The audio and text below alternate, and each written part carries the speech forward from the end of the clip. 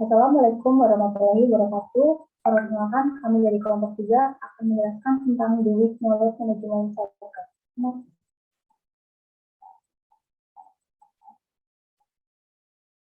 Berikut ini nama-nama dari anggota kelompok kami. Yang pertama, Agni Nadia Yusni Aulia.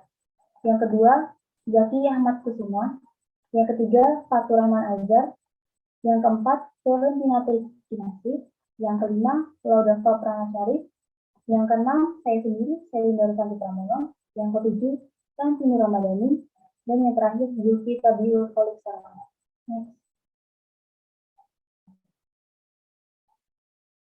Pada siklus knowledge management ini berfokus pada 3 kondisi yang perlu hadir bagi suatu perusahaan untuk menjalankan usahanya supaya berhasil, yaitu harus memiliki bisnis. Bisnis itu terdiri dari produk dan pelanggan. Kemudian memiliki sumber daya, contohnya seperti orang, modal, dan bangunan. Kemudian kemampuan dalam bertindak. Siklus knowledge management ini membahas bagaimana pengetahuan dibangun dan digunakan sebagai individu atau sebagai organisasi.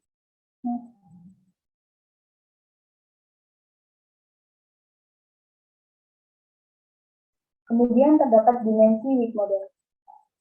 Yang pertama ada completeness atau kecocokan dan ketersediaan sumber pengetahuan. Yang kedua, connectedness, yaitu hubungan antara objek pengetahuan yang berbeda.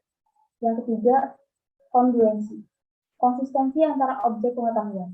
Dan yang terakhir, perspektif dan purpose, yaitu tanggung untuk menggunakan dual dimension untuk mengelola pengetahuan.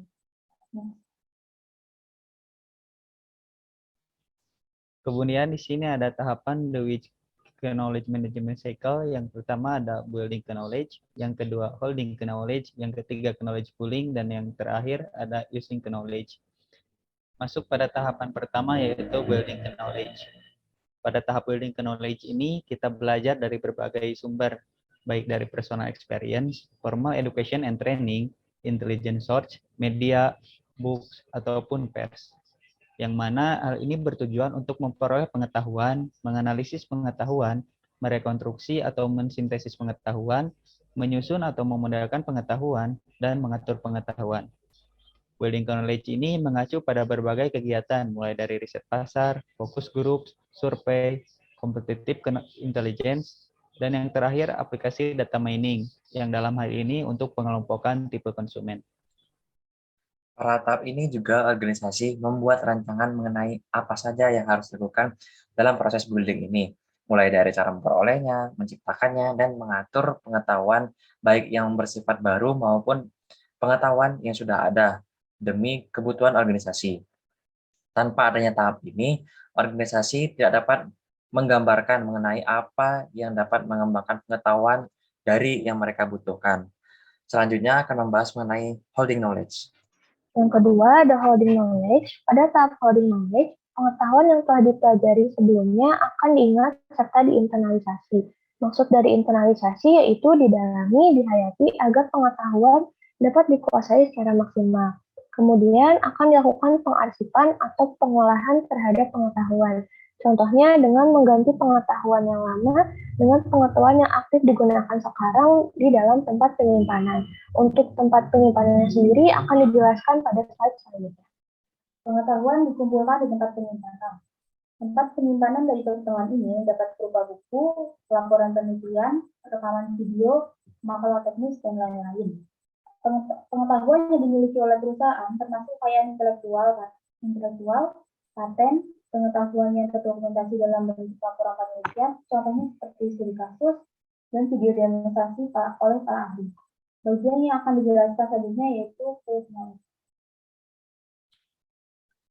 Tahap ketiga adalah knowledge pooling atau yang juga dikenal sebagai bulk knowledge, yang berarti mengumpulkan pengetahuan. Dalam tahap ini, pengetahuan akan dirakit, dikoordinasikan, dan diakses. Tahap ini adalah tahap terakhir sebelum pengetahuan akan diterapkan pada pekerjaan yang diharapkan akan terbantu oleh adanya knowledge management ini. Pembahasan selanjutnya adalah use knowledge atau apply knowledge. Yang berikutnya yaitu use atau apply knowledge. Setelah mengumpulkan informasi yang dibutuhkan, maka organisasi atau perusahaan mempergunakan informasi tersebut dalam kinerja operasional perusahaan.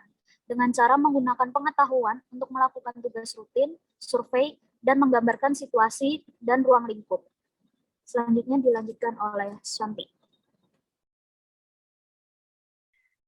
Lalu yang terakhir ada apply knowledge, terdiri dari yang pertama ada perform routine task, yaitu untuk mengetahui standar produksi dan standar layanan. Lalu yang kedua ada survei, untuk mengetahui situasi ke depannya yang mungkin muncul. Lalu yang ketiga ada describe, yaitu untuk mendeskripsikan cakupan masalah. Lalu yang keempat ada select, yaitu memilih knowledge yang sesuai untuk menyelesaikan masalah. Yang kelima ada observe and characterize, yaitu untuk mengobservasi situasi dengan membuat perbandingan. Lalu yang keenam ada analisis, yaitu untuk menganalisis situasi dengan pengetahuan. Lalu yang ketujuh ada sintesis, yaitu solusi alternatif dengan menggunakan pengetahuan. Lalu yang keempat ada evaluate, yaitu untuk mengevaluasi potensial alternatif menggunakan pengetahuan. Lalu yang ke-9 ada use, yaitu untuk menggunakan pengetahuan untuk memutuskan apa yang harus dilakukan. Dan yang terakhir ada implement, yaitu untuk mengimplementasikan alternatif yang dipilih. Sekian presentasi dari kami, mohon maaf apabila ada kekurangan maupun kesalahan. Wassalamualaikum warahmatullahi wabarakatuh.